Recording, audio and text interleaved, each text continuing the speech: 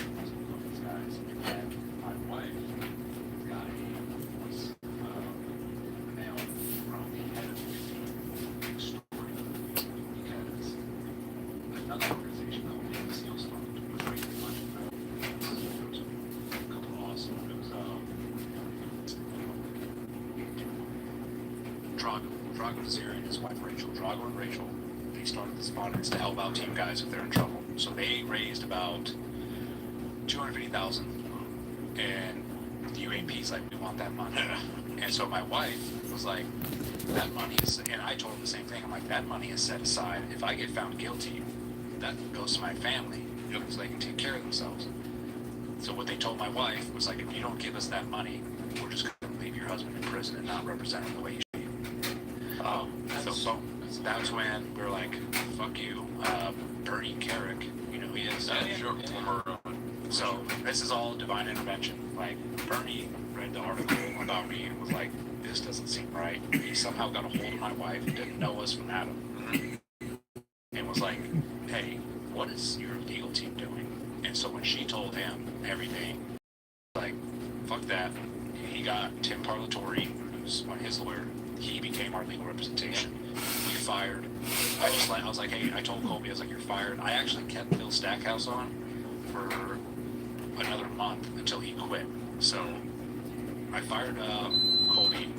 Phil I kept on because I was scared of, I was like, he's been involved in this, so I need some continuity.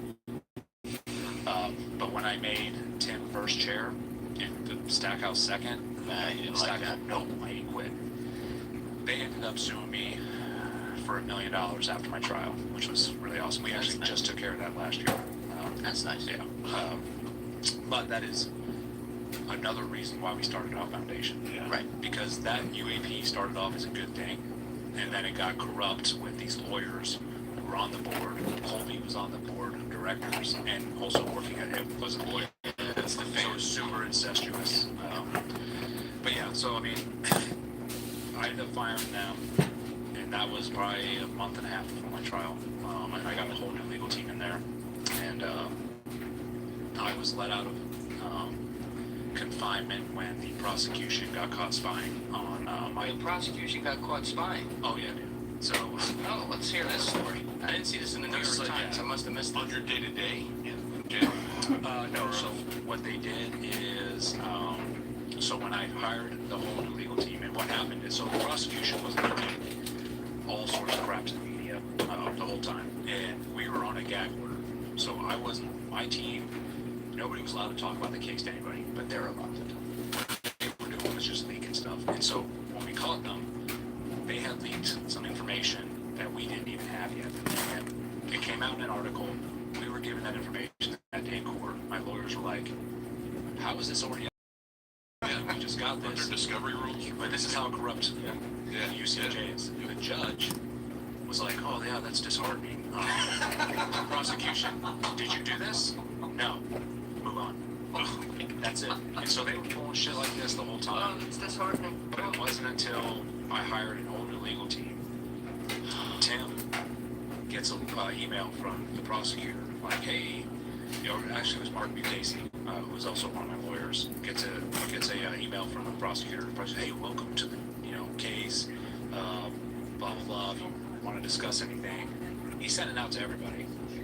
Tim sees it, and there's a beacon embedded into the email, and he's like, what is this? And so he, thank God, had a case just like this the year before with the same kind of shit. So he was like, dude, emails the prosecutor back. He's like, tell me this isn't what I think it is. Silence. Nothing. We find out they sent spyware to my whole legal team. Not only to my legal team, they sent it to the media. There were certain media outlets that started putting out positive stuff about me because they started finding out information like, this isn't what everybody's saying it is. So spied on the media, the legal team, other military lawyers they sent it to. It's completely illegal. So I mean, keystroke. You have a keystroke evaluator. You see everything they're typing. Yeah. It's basically because they had no case.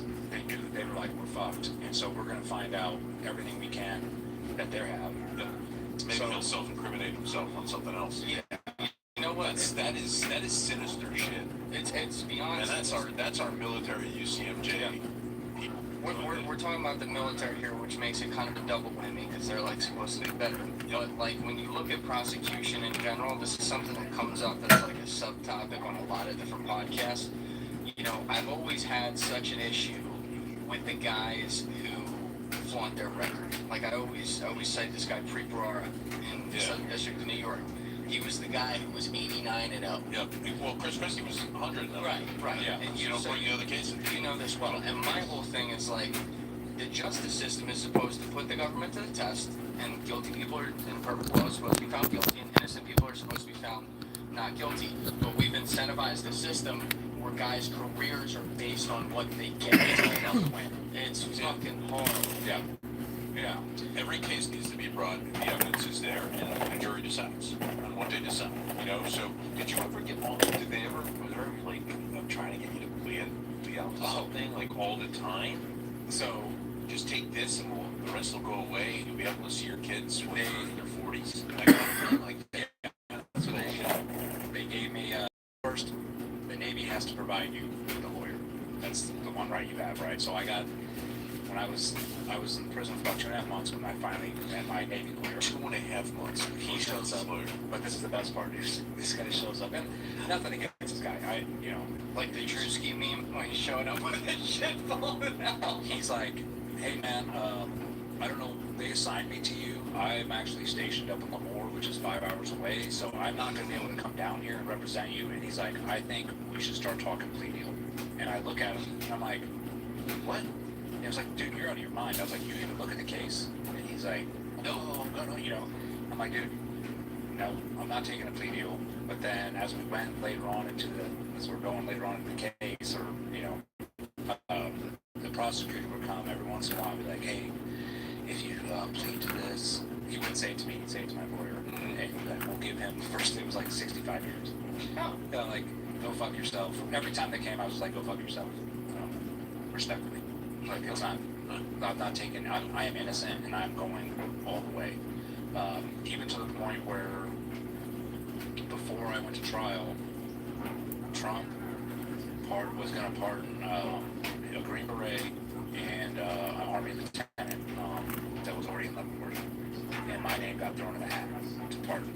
They're like, so my lawyer's like, hey man, this could happen, and my wife and I both like, we don't want it. Like, we're going to trial. You want to be like, we're innocent. And did you ever? I'm sorry. Yeah, did you ever like have a? Because you're sitting in a brig, right? Your whole life's like crashing in. Your mind's got to be going crazy. Did you ever like have a moment where you replayed to yourself and actually questioned reality? Like, oh, maybe something did happen that I didn't know about. oh, dude, I spent hours in my cell scouring. So they gave me binders and binders of like evidence they had, all of this stuff. That's how I spent most of my time, just kind of highlighting shit, boom, boom, and then I think back, like, did I do something? Like, and you almost start, what did I fucking, like, but then I would literally, like, critique myself to the 10th degree, like, dude, you fucked up something real bad, and then no, man, I didn't.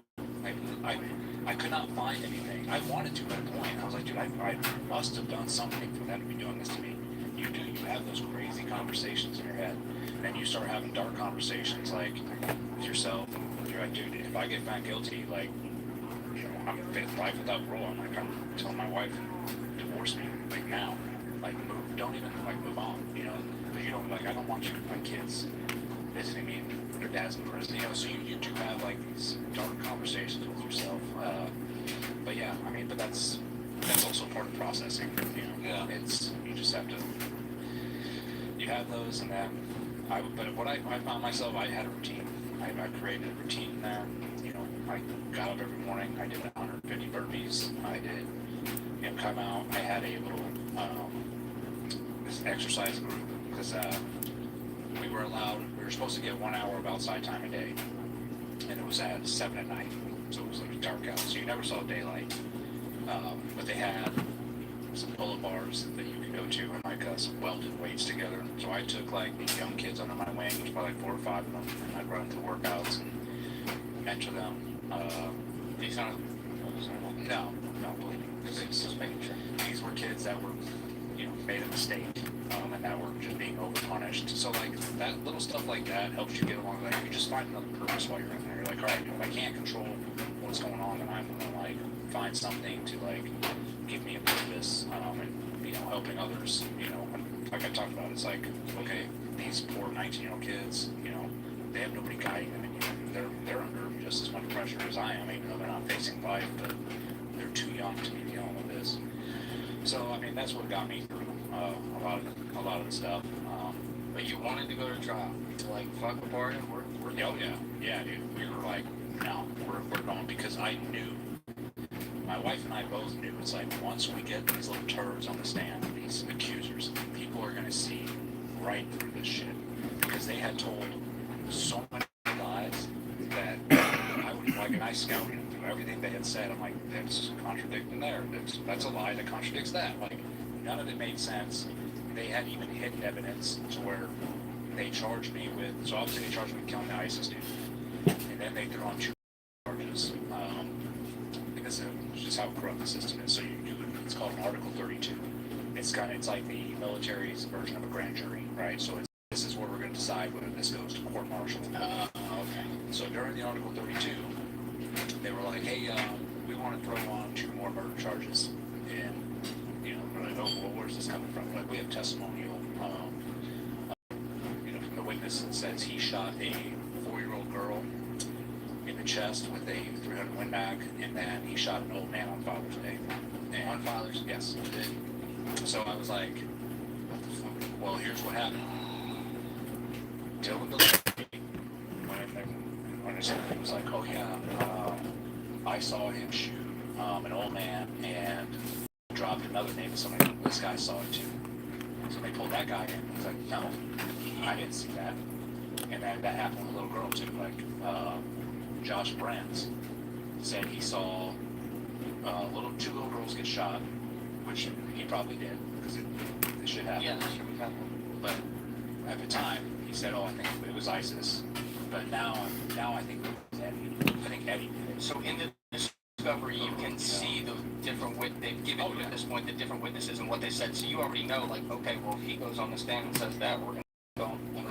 So I knew, I was like, dude, there's so much bullshit. Like, so we just need to get these guys on the stand, and that's exactly what happened. We went to trial. These guys fell apart, dude. Like, they got on the stand. Greg Miller was crying. He couldn't keep his story straight. And they got immunity, as you said, too, right? So, granted, everybody, all the witnesses that were accused, full immunity. So they could say whatever they wanted and never get in trouble. Anybody that was my witness, that was like testifying for me, was not allowed to. They told them, like, if you get up there and call it a lie, you're going to go to prison. Yeah, people. And when you, by the time you went to trial, we cut this off earlier. You now were at least at home, technically, like you weren't in prison anymore because they had been caught spying on you. So the other thing is, I just had this quick question. Once a prosecution is caught spying on somebody, maybe this is something that just falls under the rules that don't apply to the Constitution, but I would assume if I were a civilian, that would mean the case is now dropped. Yes, in a civilian court of law, the case would have been dropped, and that prosecutor would have been behind bars because he violated my like 4 or 5 rights of mine. Think about it. It goes back to the Duke lacrosse case. Oh, It's the same thing. So that's a perfect example where you had a prosecutor that was looking for political office in North Carolina. So he just runs with it, gets caught lying, and obviously a bunch of defense attorneys did a great job, and he's in jail. Well, but even though the rules don't technically apply to the attorney, this is still, like, the judge saw this. Oh yeah. The judge can do something about that. So this is what they did, and I'll say Chris Chaplack, that was the prosecutor. He got relieved and got sent over to the East Coast to continue prosecuting.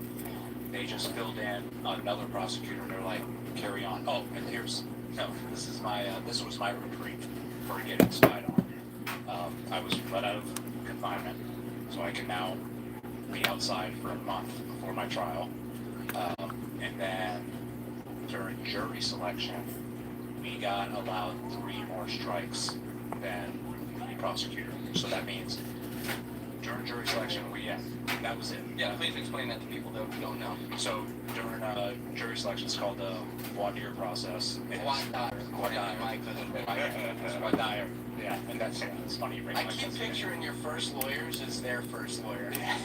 It's very similar, man. How'd I do? So yeah, they bring in 20 jury members, which are all active duty, and you can strike like, hey, I don't want that person, I don't want that person, I don't want that. Usually you only get like 3 strikes, but we got like 5. I need no reason like it can. Otherwise, you have like a conflict. Like obviously, that's not much repayment though. Not at all, actually, because it's still. But we're gonna let I'll tell you what though, it did. Like I think in the end, it did help because I striked every officer.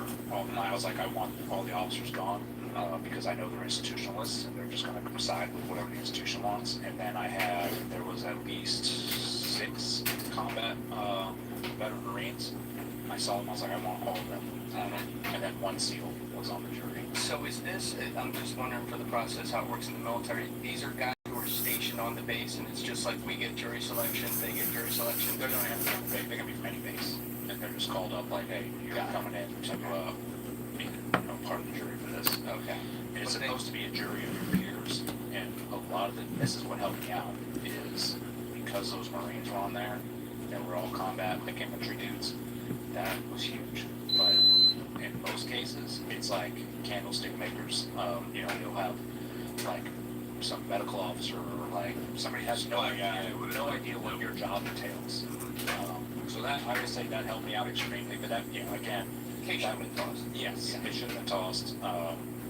But they brought in another prosecutor, and then we went to trial, and like it couldn't have gone any better. How long was the trial? 2 weeks. Yeah, so it was 2 weeks long. And then of course the big bombshell. So Corey Scott, who was the medic, who was the other medic, was one of the prosecutor's main witness. They had him, and obviously Craig Miller, Dylan Belay were the other two, and then Dalton Tolbert. But Corey had came and visited me in the break on his own volition when I was in there. Just showed up one day in his uniform, and he was almost crying. He's like, "This is all mine. This got way out of hand. The whole we were trying to do was ruin your reputation." Oh my God. And I looked at him. I was like, "Dude, no shit." But I'm facing life without parole, and I was like, "Dude, I appreciate you coming in here." And at that point, I think I was in like 4 or 5 months, and this is when I was sort of like, I told him, I was like, "I forgive you. I forgive her. I forgive you for what you did. But I can't talk to you. Like, I can't. I don't even know if you're wearing a wire right now. I don't know what's going on. Like, I'm so like paranoid." And so he was like, "I'm gonna fix this." And that's the last I talked to him. And he came in to testify, and I'll tell you what, man, his lawyer told the fast one dude that his lawyer got up before he testified and was like, "I just want to make sure my client has full testimony immunity." And the judge was like, "Yeah, that's what the prosecution gave him." He's like, "Look, the prosecution said, so anything he says," and the prosecution, I think, it seemed like they were like, "What's going on? Why is this guy like asking us?" So like, "Well, he says what we want him to say." And they're like, "No, that's not what," and the judge had to tell him, like, "That's not what the deal is."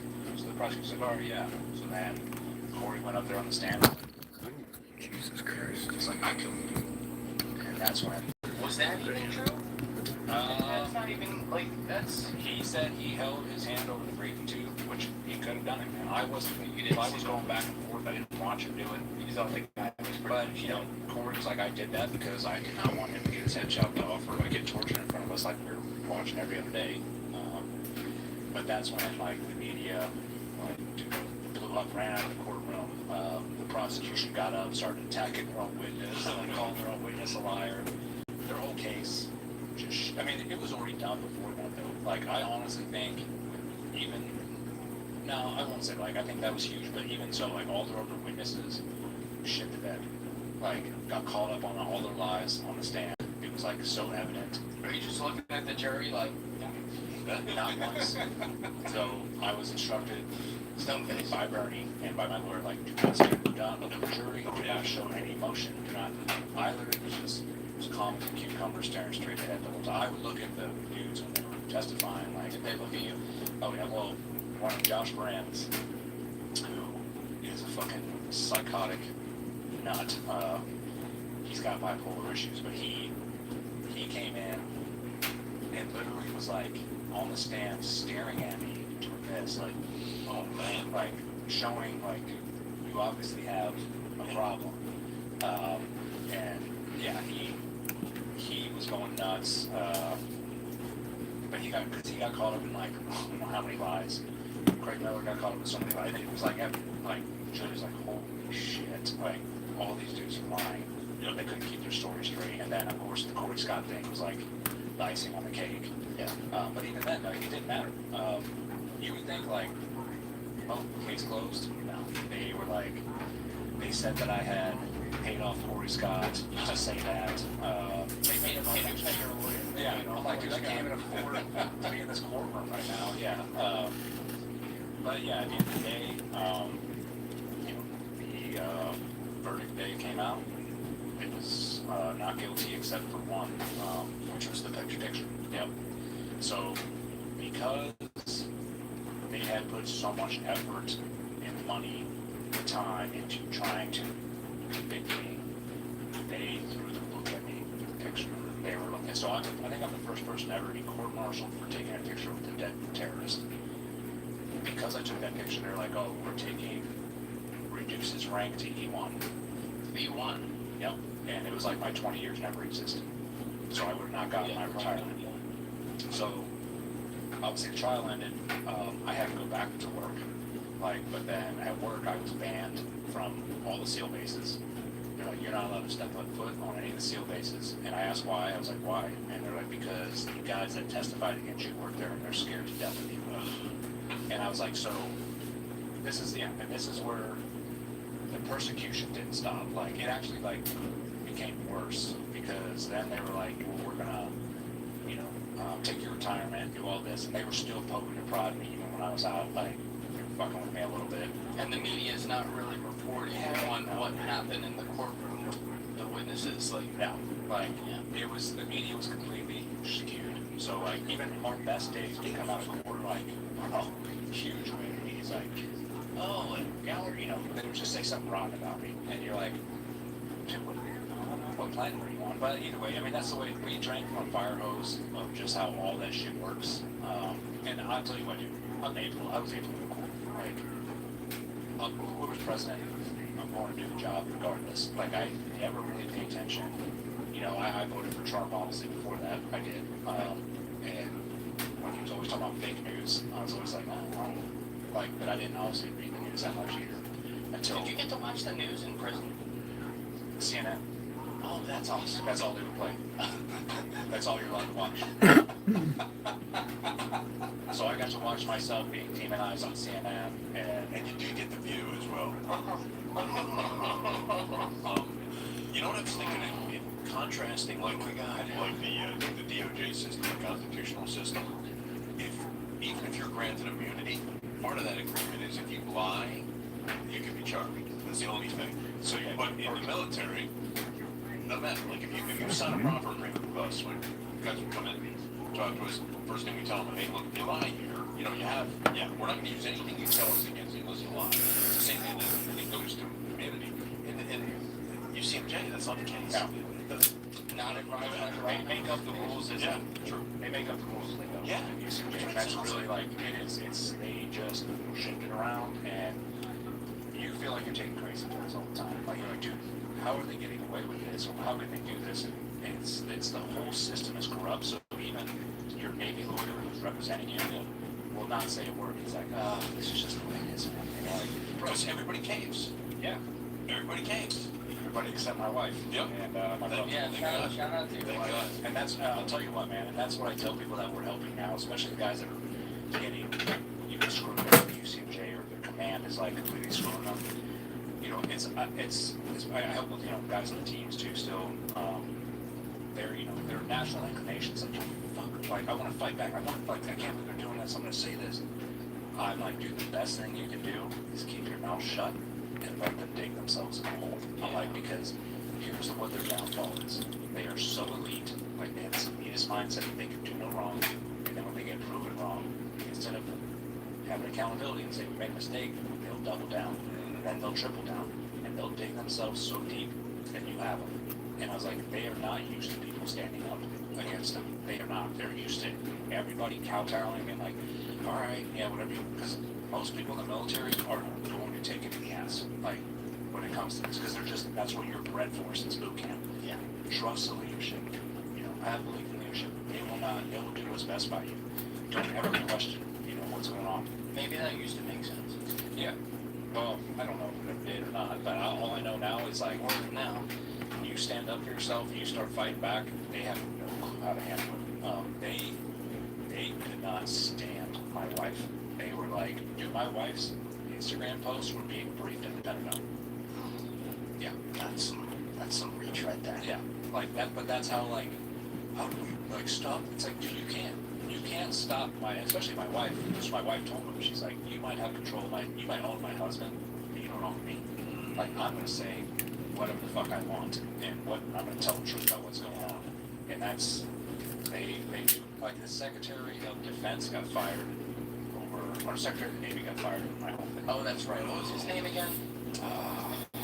I remember he was telling Trump not to get like involved. Is that what it was? So it was even worse than that. I ended up getting evidence. He was emailing organizations that were supporting me. This is while I was locked up, and telling them. Snyder? Is that it? No. Go ahead. Sorry. He was emailing organizations that were supporting me, telling them not to support me, that I was guilty. This is while I was locked up. I hadn't gotten trial yet. This is the Secretary of the Navy. This is high process. So I got invited onto Fox News. This is after my trial, and so I go on there. That's him. Yeah, Spencer. Yep. Yeah. Freaking turd. Yeah, Yeah, your boy fired him. That's perfect. Yeah. Don't look what happened to him. Trump, yeah. So he ended up getting fired over my the whole thing because he was meddling and everything. And then yeah, he tried to. So they were going to take my Trident, and he got, I don't know, he did something there, but either way, it's like that's how high up and like corrupt it was. I mean, that top down, they were like, fine, make sure he's guilty. Yeah, the thing that if I were in your position, that would bother me though, is if I had done so many things right and had been the exemplary, it's getting late, but like the guy that is an example to a lot of people, signed up to sacrifice my life for the country, put 20 years into that, did the whole thing, have a family at home, and I get found not guilty in court because I'm not guilty. The evidence is overwhelming, and that's supposed to be like the system in that case actually ended up working through all the stuff that didn't work on the way, but like the taint of people in the media continuing to push a narrative out there about who you are. I gotta admit, I would not sleep well at night with that, and it seems like you're, as you said, like in the very early part of our conversation, you're at least at peace with that now. There's no other way. You're not going to like combat that, or that's not going to go away. So you literally, and I had to, I struggled with that the first couple of years I got out.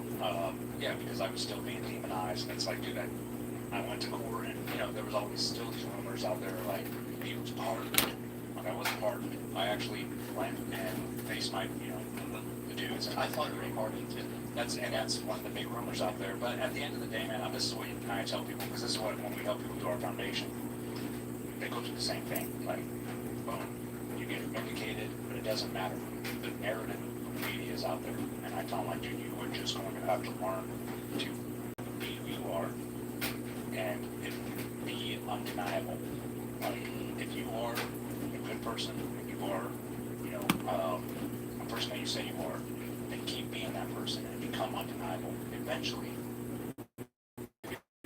we'll see it. And then the people that don't, people that still want to hate on, okay, you're not going to change their mind. Yeah, fuck it. Like, I don't need to change your mind anyways. I don't care what you think of me. But, it's one of those things, it's a weird thing to go through, to try to just overcome.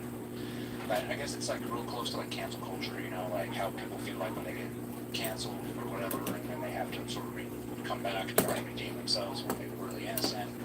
It's the same kind of premise. You just have to keep pushing forward and not let them defeat you in that manner. And I could give two shits what the media says. They've proven themselves over and over again. They have no soul and they don't report anything. Right. Well, it's pretty cool that you still have the great perspective of like loving the good things that the SEALs were all about, that you got to be a part of, and love that culture. It's also cool, as you laid out at the beginning, that the idea of the military and America itself, defending the country, like you still encourage people to get involved in that. And like you said, you'd like to see certain things in leadership change at some point here. And I think there's, a lot of the military guys I've talked to and haven't here said the same thing. So it's not just you, and you're just a prime example of where it goes really, really bad and gets taken out on someone. But the story is pretty fucking unbelievable.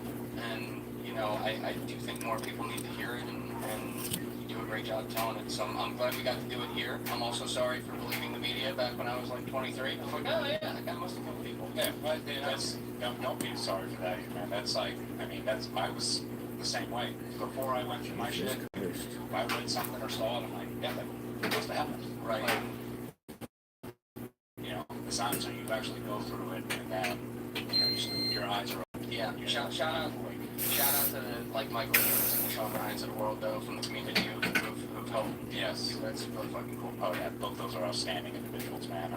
And that's why you ask, do you have the same feeling about this? Of course I have the same feeling about the super community, because that's what it's all about right there. It's brotherhood. And those, the enlisted guys in the community, and I want to leave, some officers are there for the right reasons. And that still exists. It's just we need to change the leadership and the way that they are leading. You got me sold on that. I'll tell you that after hearing this shit today. I don't know about you, Jim, but something got changed with to that. things. Yep. But Eddie, this was awesome, man. Thank you so much for doing it. Yeah, man. Thank you for having me out, brother. I appreciate it. Of course, I look forward to doing more content with Tommy G and torturing him. Yeah, I hope so. But it was a pleasure, sir. And thanks for everything else you did for America. Appreciate it. Thank you guys for checking out this clip. If you haven't already subscribed, please subscribe and hit the like button on this video. It's a huge, huge help. If you'd like to check out this clip's full podcast episode, that link is in the description below, right here. Finally, you can follow me on Instagram and X by using the links in my description below.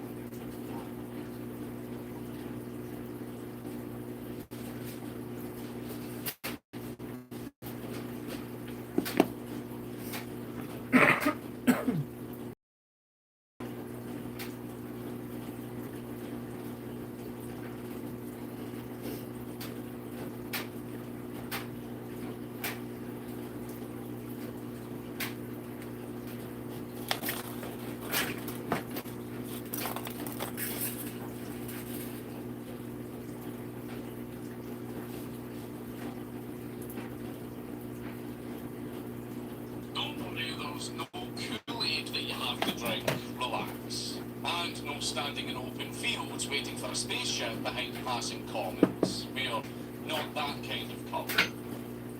Yet. Here in our family, we prefer something simpler, more earthly. A little bleach for that perfect blonde glow, a touch of LSD to keep the vibes going, and a faint, ever-present chant to guide you, dear brother, into our warm embrace. Plus, a free adoption certificate for every member. Just don't ask about its authenticity. So, are you ready to exchange your exhausting independence for proper family values? Matching tunics, flawless blonde hair, and eternal enlightenment laced with just the faintest touch of recreational chemistry. So, come and join us, brother. We're all one big happy family. Work with me. All that meal prep for what? Reach your health goals through hers. Hair loss, mental health, weight loss. Let's do this. We are so back. Start today at forhers.com.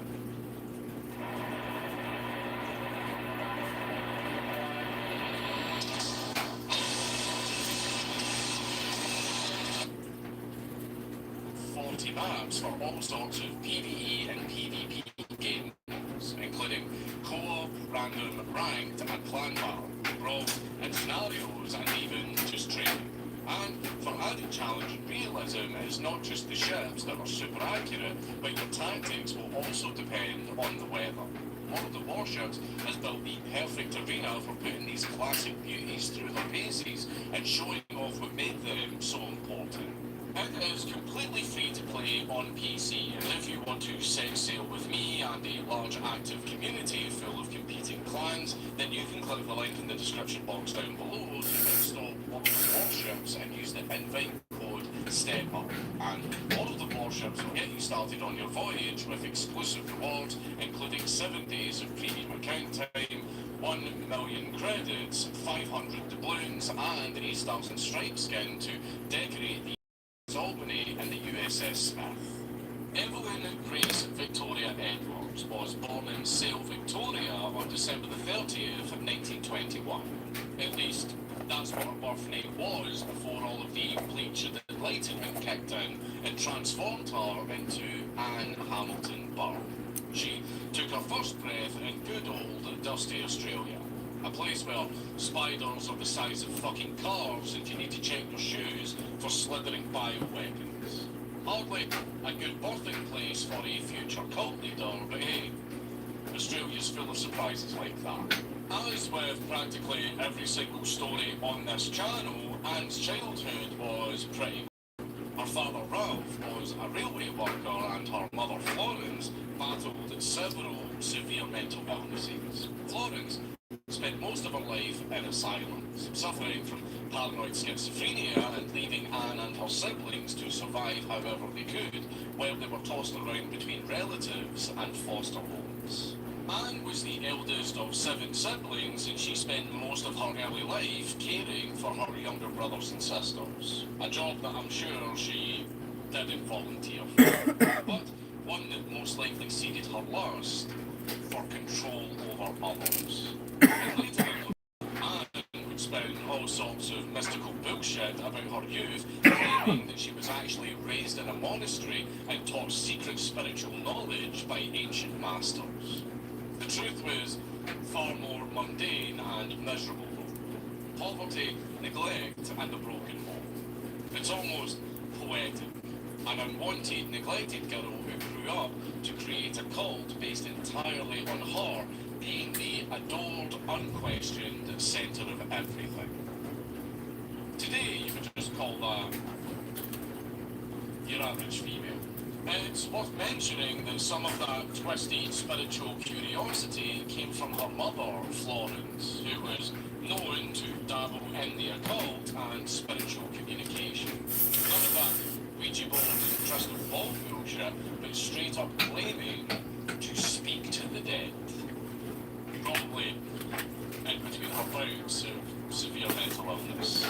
In 1941, Evelyn married a man named Lionel Harris. They had a child together named Judith, who I'll talk more about a bit later on.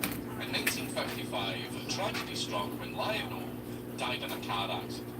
A loss that Anne claimed sparked her spiritual awakening. She declared herself reborn and officially changed her name from Evelyn to Anne Hamilton. By the late 1950s, the exact date is unclear, but it's believed to be around 57 or 58, Anne's path being a cult leader took shape in the form of yoga. You see, yoga back then in Australia wasn't the chill, stretchy shit that you all know today. It was fun, exotic, and perfect for someone wanting to stand out. She opened her own yoga school, which was called the Santa Park Association. Anne didn't just teach yoga, she was also selling herself. She crafted an image of grace and mysticism, like a guru in high heels and too much fucking hairspray. One student once described her as ethereal, but behind the perfume and posture was a woman who craved nothing but absolute control.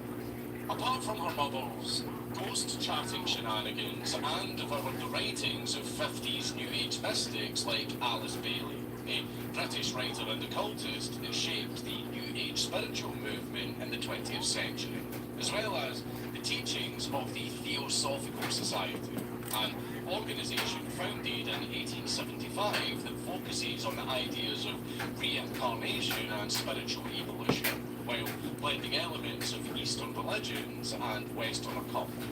Their ideas stuck in her mind, those beliefs would later become the backbone of the family. And now enters her co-star, Ray, once a respected physicist educated at Cambridge University, yes, that very same Cambridge that shits out world leaders, he had turned from science to seance. How the fuck that happened, I have absolutely no idea, but by the time he met Anne, he was already neck deep in Eastern philosophy and fucking cosmic vibrations or some shit. Rayner also ran Queen's College, a residential college affiliated with Melbourne University. It was like finding out your math teacher was selling shitty luck potions and dream catchers out of the boot of his car in the school car park. So how did these two nutters meet? Well, the story is a little bit murky, but it goes something like this. Rayner had a weekend holiday club and he invited local spiritual seekers to his private gatherings, where they discussed everything from reincarnation to astral projection. And, always on the hunt for status and followers, one day just waltzed in like she owned the fucking place. She then proclaimed that she could speak to the dead and that she was, and I'm not joking, she really did believe this, the reincarnation of Jesus Christ himself. This is Buick. Now. Buick. Exceptional by design. Current eligible GM lessees get this ultra-low mileage lease on this 2026 Encore GX Preferred for around $199 per month. I didn't even realize how bad my drug shit was. You know, from, Nation of Jesus Christ himself. Every single cult leader ever always thinks that they are the reincarnation of Jesus Christ. Derivative. I mean, come on, I'm sorry, I can't dress like this and not fucking do it. But anyway, Rayner, being the spiritual idiot that he is, believed everything that she said. Give me a moment while I just trash your cult. Bullshit. Bullshit. Derivative. Rayner's credibility, the Cambridge degree and his academic prestige was a respectable package that gave Anne's increasingly nutty mystical claims more credibility. After all, if a proper fucking scientist thought that she was, in fact, the reincarnation of Jesus Christ, then who was going to argue? With Rayner's endorsement and the slow recruiting of upper-class professionals, Anne's influence spread. The Santa Park Association became more than just a yoga club. It was the prototype of the family cult. So, the devotion and obedience were slowly pressed into the minds of Melbourne's bored and spiritually hungry middle class. Anne absolutely loved to say that literally everything was an illusion. Except her, of course, which were very, very big words from someone whose face and hair was 80% beauty products. But the people bought it. The rich, doctors, lawyers, and the educated alike. Maybe it was the drugs, maybe it was Australia's suburban boredom that made people crave something much more exciting from life. But nevertheless, these seeds of the family were planted in Melbourne's yoga halls. With her yoga empire solidified and her disciples hooked on spiritual bullshit, Anne shifted her focus onto something far darker. The creation of her very own master race. This is the part of the video where the entire story goes from just a little bit creepy to full-blown fucking horror. Now, before we get into the very, very grim details, let's talk a little bit about what made the family tick. At its core, the family doctrine was a bizarre mixture of Christianity, Eastern mysticism, New Age nonsense, and whatever else Anne just pulled out of her arse after one too many yoga sessions. Members were taught that Anne herself, as we mentioned before, was the reincarnation of Jesus Christ, a female messiah here to prepare the chosen few for the inevitable apocalypse. Because you're just not a cult if you don't have an apocalypse story. And of course, only her followers, the spiritually elite that she handpicked herself, would survive this apocalypse and rebuild the world into the perfect utopia. Of course, this utopia needed the perfect children to populate it. The cult became obsessed with the ideas of purity, control, and creating a master race of blonde, blue-eyed children inherit the new world. I did have lenses for this video, but they really, really fucking hard, so fuck that, I'm not wearing them.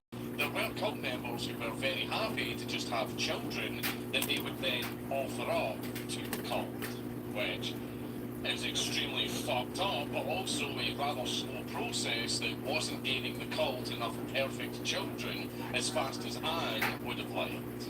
So they started submitting fraudulent paperwork to adoption agencies and orphanages. Between 1968 and 1975, the cult were faking paperwork and backgrounds of their own cult members so that they could adopt children. Then, after they got a child, they would immediately give the same couple whole new identities and new forged paperwork to do it all over again. Just collecting children like they were fucking participation trophies. They were even doing shady deals with hospitals for children that had been abandoned by their mothers. So the total number is a little bit fuzzy due to all of the related documents being burned and destroyed, which we'll get into later. It was reported that there was likely around 28 of these unfortunate children snatched up and brought into the cult. Before all of this, Anne had been briefly married to one Michael Riley, a South African naval officer in the 1960s, a marriage that fizzled out fast, likely due to Riley not sharing Anne's grand vision of a matriarchal cult. After that, Anne found her most loyal accomplice, Bill Byrne. Bill wouldn't officially marry Anne until 1978, but by the late 1960s, he was already her close and devoted right-hand man. You see, Bill was a true believer and he took on the role of enforcer and protector of Anne's will. He was the gatekeeper of Lake Eildon, a man-made reservoir in Victoria that had become the cult's base of operations. And his job was to keep outsiders out and the insiders inside. And he also ensured that they kept their fucking mouths shut. Bill's devotion to Anne was absolute. He believed in her divinity as much as any of her dipshit followers, possibly even more. and he helped maintain the daily nightmare that kept the family functioning. Anne's network of crooked doctors, nurses, and social workers lied to authorities, forged birth certificates, and manipulated hospital records so that these children could vanish without a trace. Some were born to cult members and surrendered to Anne as gifts to the Divine Mother, and others were just flat out kidnapped. And some were even ripped away from their drugged up mothers. Dr. John Mackey, a family supporter, reportedly helped ensure that mothers were heavily sedated during childbirth so that the babies could be yanked away without the mother noticing, where he would then inform the mother that sadly their child had died. But they'd actually been kidnapped and taken to the cult. I told you the story was going to get really fucked up. Beyond Annabelle's absolute authority also stood an army of brainwashed hands, the so-called aunties and uncles. Some were true believers brainwashed into thinking that Anne is Christ reborn. Others were just sadistic enforcers more than happy to police and punish the poor children. Figures like Mary Johnson, who was Raynor Johnson's own wife, and Patricia McFarlane played key roles in keeping the children obedient. Maintained the brainwashing house of horror at Lake Eildon, and they ensured that the children were kept on a tight leash. As time went by and more members joined, Anne's group quietly shifted from being known as the Santa Nicetan Park Association to simply the family. The name reflected Anne's twisted vision of a spiritual family destined to survive the definitely, absolutely coming apocalypse. Outsiders wouldn't even know the name until the 1980s and 1990s, when police raids and media reports finally dragged the family into the public view, especially after locals started wondering about all these fucking really weird-looking brainwashed children who were wandering around and kept talking about weird voodoo shit. So the locals reported this to the authorities. But within the cult, the rebranding marked the point where the yoga club fully became a cult empire. And so, isolated and fortified, the Lake Eildon compound was where all of the kidnapped children lived. They were homeschooled, of course, and they were also fed starvation diets and moulded into Anne's perfect little twisted angels. Every child wore the same blue tunic, every head was chemically bleached into the same blonde shade, individuality was crushed, and personality was erased. Anne wanted identical dolls, not children. The children were all brainwashed into believing that they were all siblings. All of them. And that Anne was their literal biological mother. No matter how fucking impossible that sounded. And that the other adults were all literally their aunties and uncles. No one questioned it because no one dared to, of course. They were all taught that the outside world was a lie, designed to lead good souls astray.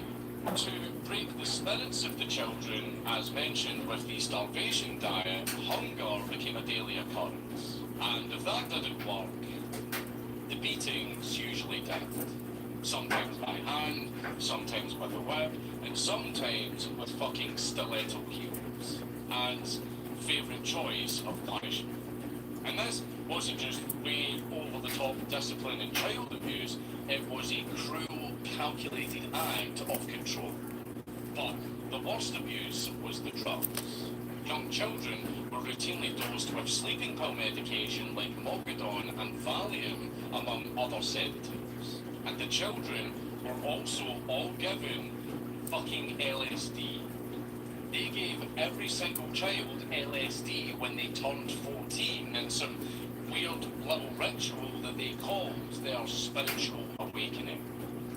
The entire goal was to wipe the children's personalities clean with paranoia, starvation, sleep deprivation, and acid trips. Survivors like Sarah Moore and Ben Shenton recalled the horrors of endless confusion and loss of reality. Ben even mentioned acid trips that were so violent that he believed he would die. Can you fucking imagine being 14 years old and being forced to go through a fucking acid trip? And while all of that was happening, Anne was filming everything. Smiling children, perfect in singing about how happy they are to be in Lake Eildon. Like, she was trying to create some fake proof to the outside world that the family was a paradise. Never mind the terror, never mind the starvation. What drugs? I have no idea what you're talking about. And all that time, nobody inside of the cult was questioning anything. They all truly believed, and especially, that her pure, blonde, drugged up brood would survive the upcoming apocalypse. They all believed that the world would burn and society would fall. But her creations would live on to rebuild it as the new master race with her as their matriarch. But what of Raynor Johnson, I hear you ask? The man whose scientific credibility helped start all of this horror. Well, he just kind of backed away from everything, you know, like Homer Simpson into the bush. Maybe out of fear, maybe out of cowardice. Maybe he saw what he helped create and was disgusted by it. Either way, Raynor faded into obscurity, watching from the sidelines as the cult he once helped grow turned into a monster. He died in 1987, most likely a broken man. Meanwhile, Anne's own actual biological daughter, Judith, the child from her first marriage with Lionel Harris, was largely raised outside of the cult and basically neglected by Anne. That's extremely fucking ironic. You know, while Anne was building her perfect family, she ignored her actual child. Judith later abandoned her mother entirely, suing her and moving to Britain. So much for the divine and sacred family bond. And this shit continued for decades. So why did this all take so long to come to light? Well, the local authorities, the police, the social workers and the judges just all looked away and didn't seem to really care. Some were charmed by Anne's high society glamour and staged charity work, and some were just flat out bribed to keep their mouths shut. And some were fucking in on it. Also, taking your children to bleach their hair and wear turtlenecks. We're planning a low-key holiday, but then you went to Alden, which led to red wine, poached pears, a bunch of cheesecake, which needed whipped cream. Oops. You're...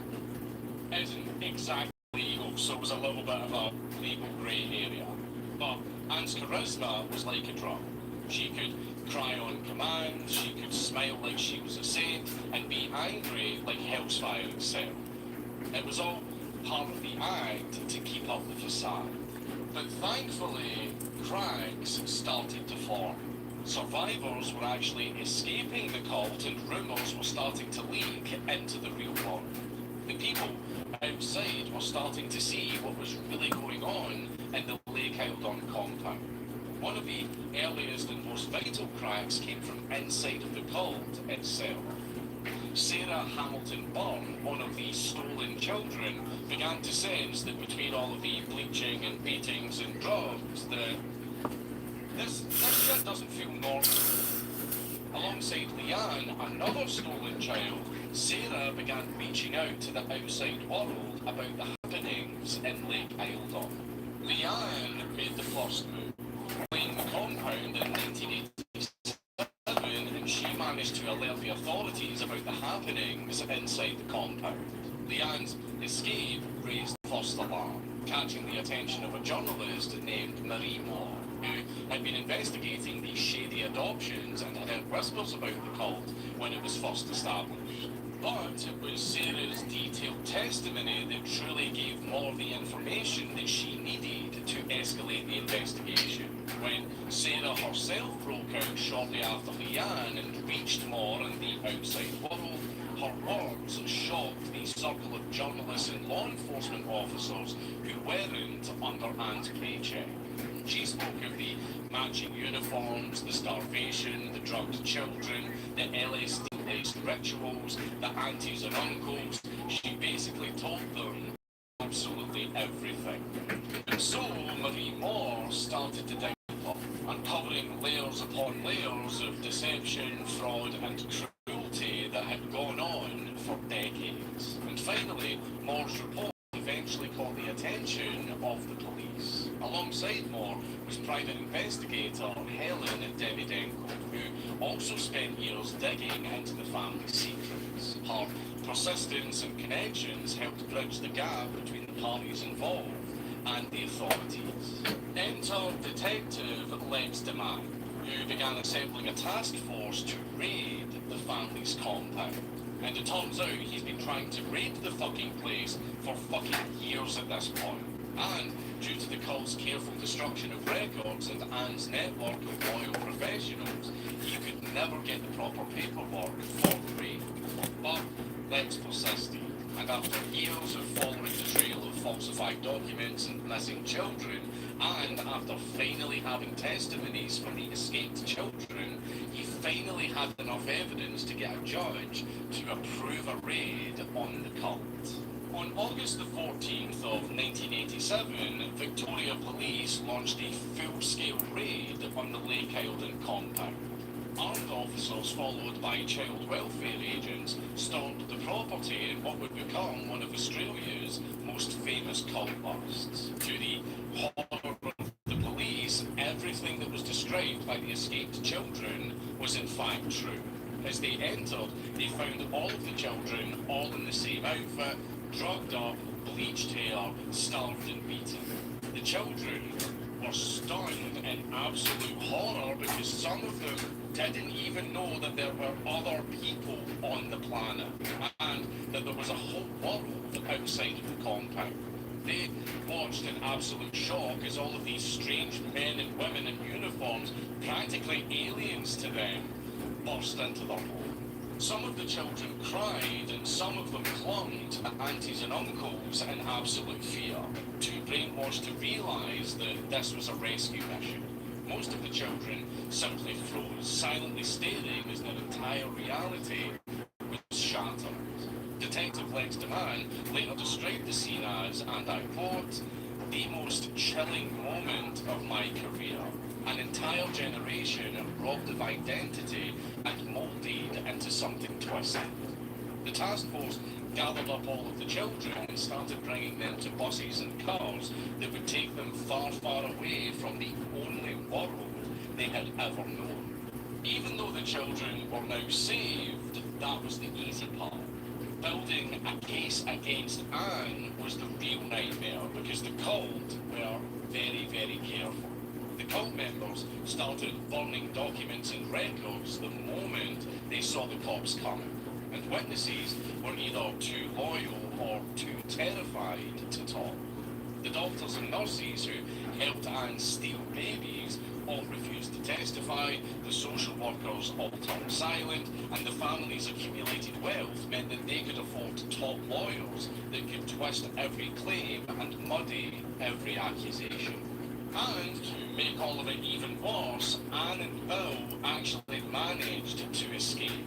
They were tipped off ahead of time by their network and they managed to flee overseas, first hiding in the UK and then slipping into the United States. The Australian government faced an uphill battle to track them down and extradite them. But eventually, in 1993, 6 whole fucking years after the raid, Anne and Bill were finally arrested in Catskills, New York.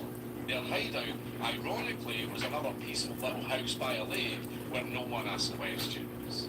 The charges, unfortunately, were absolutely fucking laughable compared to their actual crimes. Anne and Bill were charged with lying under oath and forging adoption papers to essentially steal children. However, this crime, under these stupid fucking laws, was essentially classed as submitting fraudulent paperwork, which is essentially a misdemeanor. even though it was submitting fraudulent paperwork to essentially fucking kidnap children. But it's disregarded as a bureaucratic oopsie. They faced no charges whatsoever for the starving, the drugging, or the beatings. By the time they were dragged back to Australia, the dumb as fuck legal system could offer nothing more than a symbolic punishment. It's unlike any other career out there. We get to know each other. Symbolic punishment. They were fined a measly $5,000 for documentation fraud. That was it. No prison time, no real consequences. And the fortune that I had amassed over the years through follower donations, property deals, and possible coerced inheritances from cult members made that fine a complete pittance for her to pay. Detective Lex DeMann spoke very openly about his frustrations when he said, "It was the greatest disappointment of my career. We saved the children, but justice was never served." But the survivors felt the sting the deepest. Sarah spent years rebuilding her life, eventually becoming a doctor and a child welfare advocate. But the scars remained. Ben Shenton, another child, actually discovered his real mother after the raid and struggled to reconcile with the truth that his entire childhood was a lie. Unfortunately, many weren't as lucky as Ben. The other children searched endlessly for their real families, but many would never find them because, as mentioned before, Anne destroyed all the records. As for the immediate aftermath of the children, many of them were thrust into foster care. Most of them struggled to understand this strange new world that they had been taught to fear. Imagine being raised your entire life in true isolation, and then one day you're just thrown into the real world with schools, cars, daily noises, and even casual fucking clothing being a completely foreign concept to you. Even just speaking to people was terrifying because these children didn't even know that other humans existed outside of the compound. Social services and good-hearted foster parents did try their best to ease the transition, but the mental scars were massive. Many of the children had to endure endless therapy sessions, broken relationships, and deep depression. Their minds were completely reshaped by Anne's LSD experiments and years of isolation. I mean, they were now free, but not really. As for the family's adult members, they also faced little to no charges. The aunties and uncles who dished out the beatings and forced drugs down the children's throats just walked away, protected by the lack of evidence and the cult's endless layers of deception and silence. And what of Anne herself? Well, after completely dodging any kind of punishment, she returned to Australia, now an old frail woman. Her reign of terror reduced to interviews and fading headlines. She gave rare media appearances, including the 60 Minutes Australia interview, where she, of fucking course, with no apology or remorse, deflected the blame and painted herself as a victim. Textbook narcissist. She spent her last years in a nursing home, suffering from dementia and dying in 2019 without ever facing any kind of justice for what she'd done. And I can only hope that the people in the nursing home treated her like an ashtray and put cigarettes out on her fucking forehead like the absolute fucking waste of human shit that she was. With the monster 6 feet under and forever burning in hell and her followers scattered, the cult crumbled. But in the years that followed, the story refused to die. Survivors started sharing their stories, some in interviews and documentaries, and some in public talks and in the form of books, like The Family, the shocking true story of a notorious Australian cult by Chris Johnson and Rosie Jones, which talks about the isolated horror show the handbill. The stories of the children sparked a broader awareness of grooming and cult abuse, which really took off in the 90s, since that just for some reason seems to have been the decade where cults everywhere truly went fucking mental and governments all over the world started clamping down on them. Australia, who had once struggled with New Age weirdos, saw what could grow in the shadows if left unchecked. So laws were tightened and child welfare laws especially were revamped to make sure that something like this could never happen again. It's usually when I give my usual lesson about creating positions of absolute power, because eventually some fucking nutcase could occupy that position, and it's usually the nutcases that aim for that position. But in this case, the position of power wasn't actually created by society. It was created by one single woman. And she did it away from society, so society couldn't notice it and shut it down. So it turns out that you don't need collective agreement to create positions of absolute power, and they can form in the shadows. New fear unlocked. It kind of makes you wonder how many other positions of absolute power are out there that we don't know about because we can't see them.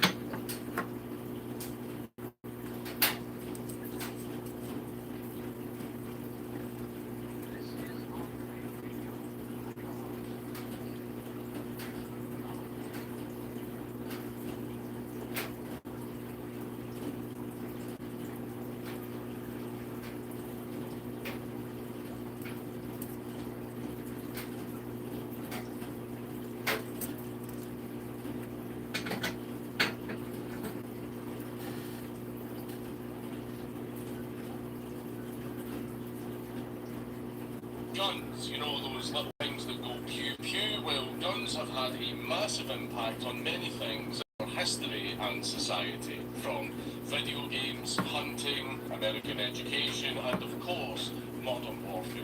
You name it, everybody knows what they are and how impactful they can truly be. The distribution of firearms across the world is at an all-time high, be that legally or illegally, which is no surprise. And of course, I can't account for why there are firearms in literally every area all over the world, since there are a variety of reasons why that is. But of course, there were a few big players out there who would contribute massively to the increase in distribution of firearms all over the world.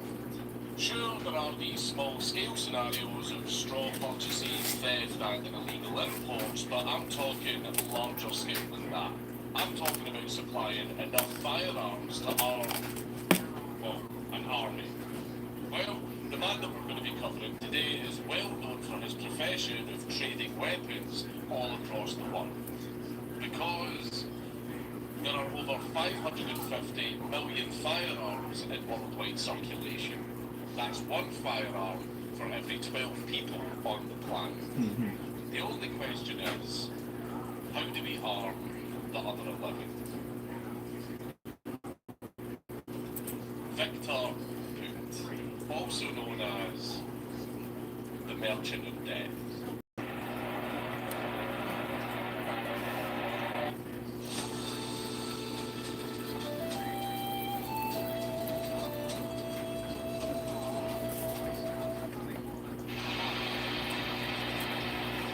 Please leave a like and a comment on this video because it really helps me in the algorithm.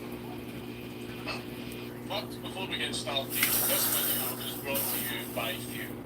Fume is an award-winning device that is all about helping you break your bad habits in an innovative way. But breaking a bad habit doesn't have to be an uncomfortable or drastic change, so Fume is here to remove the bad from the habit.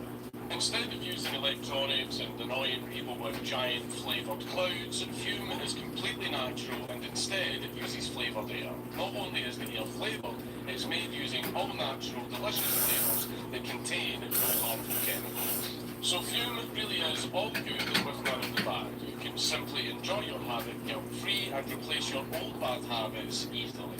Your Fume will come with an adjustable airflow dial that is designed with movable parts and magnets for fidgeting, giving your fingers something to do, which is helpful for de-stressing and easing anxiety while breaking your habit. After trying the new Fume flavours myself, I was honestly very surprised at how flavourful it is. It feels very fresh and the moving parts are great for helping to fight stress. I've been feeling great since using it. Stopping is something that we all put off because it's very, very hard. But switching to Fume is easy, enjoyable and even fun. Fume has served over 150,000 customers and has thousands of success stories, and there's no reason that can't be you. So, joining Fume and humanity's breakup from destructive habits by picking up the Journey Pack today. Head to tryfume.com/Dankula or scan the QR code on the screen and get an amazing 10% off site-wide. That's tryfume.com and use code Dankula to save an additional 10% off on your order today. Click the link, show them some love. Let's start with a look at Boots' early life to get a good background on how this one guy became so infamous with governments all over the world. Now, I will preface this video with a little disclaimer. Due to the nature of Boots' work and his background of living in the Soviet Union, there might be some things that we aren't 100% sure about. But, of course, I'll highlight this when it's relevant, because someone like Victor Boot isn't exactly going to be very forthcoming with information about his illegal activities.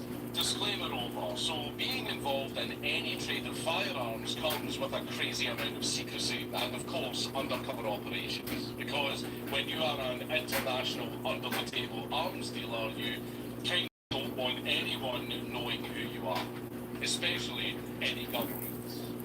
Unless, of course, it's one of the governments that you're selling to. As with most high-profile individuals from the Soviet Union, they are very often shrouded in mystery. Well, for the most part. Boot had a pretty standard early life, or as standard as it can be for a Soviet citizen. Some of the more obvious and easier facts of other madlands, such as their early life, their birthplace, their parents, can all easily be found on the internet. But this is a very different case for Victor Boot, who seems to have taken measures to hide all of that information because, of course, he didn't want people knowing too much about his past, which is understandable considering his line of work. What was found about his personal life was stringently tracked by intelligence agencies in the Anglosphere, either from previous documentation from his education and military training, or by in-person accounts from colleagues of his who were willing to talk, who were few and far between. So, according to Western intelligence, Viktor Anatolievich Boot was born on the 13th of January 1967 in the ex-Soviet of Dushanbe, Tajikistan. Boot has previously mentioned that he was in fact born in Ashgabat, Turkmenistan, but again, we have to take everything with a pinch of salt. Either way, we're pretty sure that he was born in some ex-state USSR. As with a lot of citizens of the USSR, many ethnicities and nationalities were far spread throughout the conglomerate, with different ethnic groups settling in various states. This was no different from Victor Boot, with his background apparently being a mix of Ukrainian and German. But again, we aren't even 100% sure of that because even the top spy agencies found it very difficult to figure that information out. Boot has claimed that his father was a car mechanic while his mother was an accountant. So presumably he may have had a pretty humble life while he was growing up.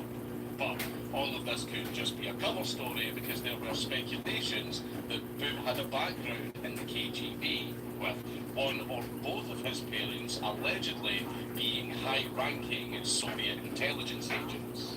But we couldn't confirm that. As for Boot, the KGB allegations wouldn't stop there, and for obvious reasons. Now, according to more information gathered on Victor Boot, he attended school in Dushanbe, becoming an avid linguist, learning both Persian and Esperanto at just the age of 12, even being a regular of the Dushanbe Esperanto Club. This love of languages would continue throughout his later years and would become very, very useful in his future international career. Now, we aren't sure of Victor Boot's specific academic career, but apparently before moving to Shanghai, he obtained a sociology degree in intercultural communications, which again sounds like it would be pretty useful for any international business. This part of the video is actually very, very frustrating because a lot of this information that I'm giving you is just we think, because it has been so difficult to actually figure out the facts around Victor Boot. So I'm very, very sorry, but this is the best we can do. Sadly for Boot, his life in Dushanbe was coming to an end as, along with his parents, he would move to Moscow. Now, it's not clear if he volunteered or was conscripted, but either way, Mr. Boot was about to join the Soviet military at the age of 18. You want serious cash for your old gold? Just look for the Big Red Awning. Serious cash for your gold jewelry, coins, watches, and diamond jewelry. Because when you see red, you'll see green. At the showroom on Union, 4230 Union Road, in the Airport Plaza. Appointments not necessary, but appreciated. Just look for the Big Red Awning, because when you see red, you'll see green. At the showroom on Union.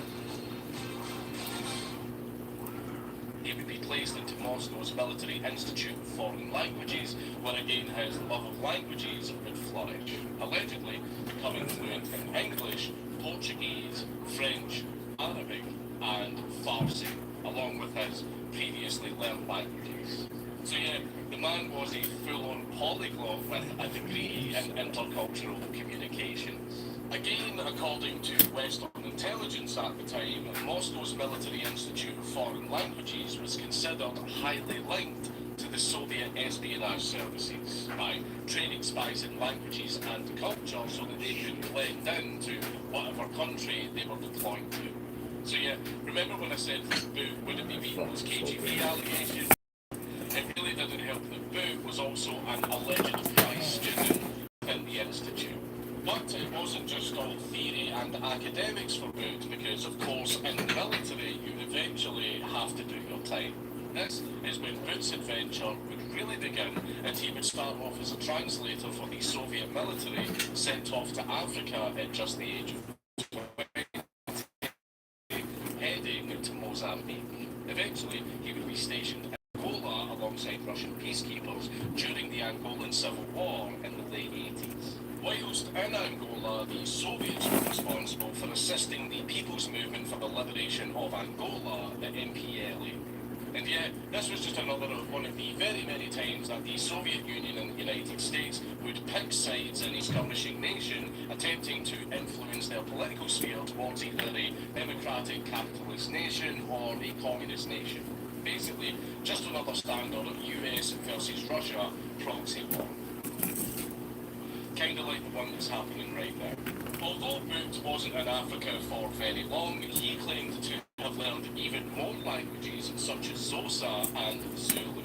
Bro was just straight up putting all of his skill points into speech. There are even more accounts that he was also familiar with German, Urdu, and even Spanish.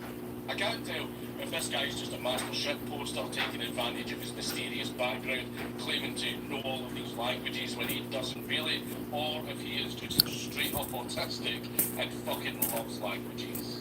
But his military career wouldn't last for very long because, as I'm sure you're all aware, the Soviet Union would soon collapse and the Iron Curtain would fall in late 1991. But thankfully for Boot, he wouldn't walk out of this shit show empty-handed, leaving the military with the disputed rank of either a lieutenant or potentially as a major. All we do know is that he was most likely an officer in the Air Force. Maybe, again, we have absolutely no idea. All of this has been really difficult to confirm. But along with his previous rank, the plethora of learned languages and experience as a flight navigator, he also earned a degree in economics from the military. So are dealing with a military-trained individual with a high amount of education in languages, intercultural communications, and flight navigation, along with an economics degree. This would be the perfect foundation for Boots' next adventure across the world. The cherry on top would be the collapse of the USSR, a massive military powerhouse with shit tons of leftover weapons, alongside plenty of individuals who were put out of work due to the economic situation.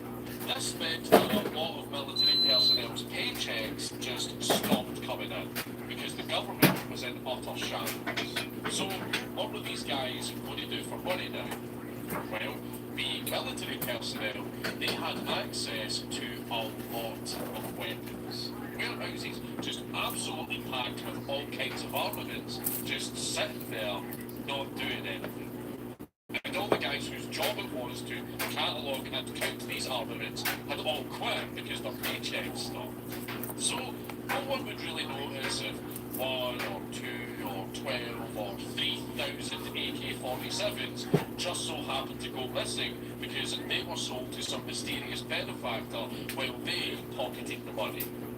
Did you ever wonder why the AK-47 is the weapon of choice for rebels and terrorists all over the world?